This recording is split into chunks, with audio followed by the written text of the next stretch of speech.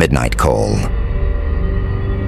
It was a stormy night, with the wind howling like some dark creature prowling outside. Sam, a young man in his early 20s, sat alone in his dimly lit apartment. He loved horror movies and ghost stories, but he never believed in any of it. To him, it was just entertainment. As the clock struck midnight, his phone buzzed. The screen lit up, showing an unknown number. It was unusual, but Sam picked it up without hesitation. "Hello?" he answered, expecting some prank call or a wrong number. There was silence. Not a single sound came from the other end of the line, but he could hear a faint static noise, almost like the crackling of old radio waves. He was about to hang up when he heard something, a whisper. It was faint and distorted, as if coming from far, far away. "Don't look behind you," the voice said in a hoarse, chilling tone. A shiver ran down Sam's spine. He laughed nervously, assuming it was a prank, but before he could respond, the line went dead. His apartment felt colder, the silence heavier, as if something was watching him. He glanced around, trying to shake off the eerie feeling. Just as he was settling back down, the phone rang again, the same unknown number. "Hello?" he said, this time more cautiously. "Don't look behind you," the voice repeated, colder and more insistent. Sam froze. He could feel a cold sweat forming on his forehead. His heart pounded as he forced himself to turn around. There was no one there, only shadows cast by the streetlight outside. He let out a shaky laugh, convincing himself it was nothing, just a prank. He turned back to his phone, but as soon as he did, it rang again. This time his heart was racing as he stared at the unknown number flashing on his screen. The same cold feeling washed over him, but he forced himself to answer. "Who is this?"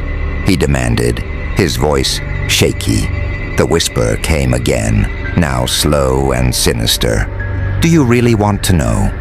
He was about to hang up when the voice continued. "I can see you, Sam." Sam's blood ran cold. He hadn't mentioned his name, and he was sure it couldn't be a friend. With growing unease, he walked over to his window, peering out to see if someone was playing a prank. The street was empty, illuminated only by a single, flickering streetlight. He turned back, and his phone rang again, the ringtone echoing eerily in the silence. His hands trembled as he picked it up once more, dreading what he might hear. "You won't see me," the voice hissed, "but I'm closer than you think." Sam's pulse quickened. Every instinct told him to throw the phone away, but he was paralyzed by fear, unable to let go. He felt trapped, as though the call had him bound in some twisted grip he couldn't escape. The voice continued, "I've been watching you for a long time. I know your every move. I'm the shadow you overlook, the creak you ignore." He scanned his room, eyes darting to every corner, half expecting something to move. A strange smell wafted through the air, like decay, mixed with something metallic.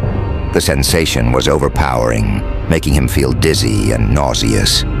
Taking a deep breath, he stammered, "What do you want?" "To show you," the voice whispered, "to show you what lies beyond your comfort, your reality." Sam's breathing grew shallow, his body frozen in terror. He wanted to scream, but his voice caught in his throat. His eyes darted toward his door, contemplating escape, but fear held him rooted to the spot. Suddenly, the lights in his apartment flickered. The shadows in the room seemed to stretch and twist, almost as if they were alive, pulsing with dark energy. The coldness in the room grew more intense, and he felt a sudden chill against his skin. "Turn around," the voice demanded, now louder, more commanding. It wasn't a whisper anymore. It was a growl. Shaking, he spun around. half expecting to see a figure looming over him, but nothing was there, only the empty room, filled with shadows and silence. He laughed nervously, trying to reassure himself. It's all in my head, it's just a prank. But then, in the corner of his eye, he saw it. A dark figure standing by his bed, tall and cloaked in shadows, with hollow eyes that seemed to suck the light from the room. It was barely visible, like a mirage, but it felt real, watching him, waiting. He took a step back, and the figure seemed to move closer, closing the gap between them without moving a single muscle. Sam's back hit the wall as he clutched his phone, his only lifeline. The voice in his ear was calm, but menacing. I told you, I'm right behind you. He couldn't bring himself to turn this time. He could feel the air around him growing colder, could hear faint breathing, heavy, menacing, as though someone was right there, inches from his neck. This time he hesitated. He didn't want to answer, but something compelled him to pick it up. Hello? The voice sounded closer now, almost like it was right next to his ear. I'm coming. Closer. Sam dropped his phone, his heart racing. He wanted to scream, but couldn't.